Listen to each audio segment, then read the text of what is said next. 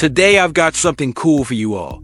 A review of the legendary Nokia 6630. This gem dropped in 2004 and was Nokia's very first 3G phone. Let's take a look at this classic. Now, let's take a closer look at the phone. The design is still solid. The screen's in great condition and there are no scratches on the keypad. On the back, you've got the 1.3 MP camera and the orange logo. A bit of nostalgia, huh? Time to power it up. Nokia's design on this one is pretty unique. It's got that rounded, chunky feel.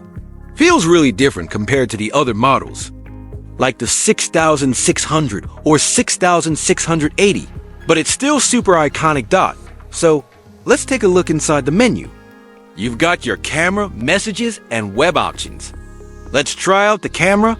1.3 MP back in the day was pretty much top tier. It actually does a decent job for its age.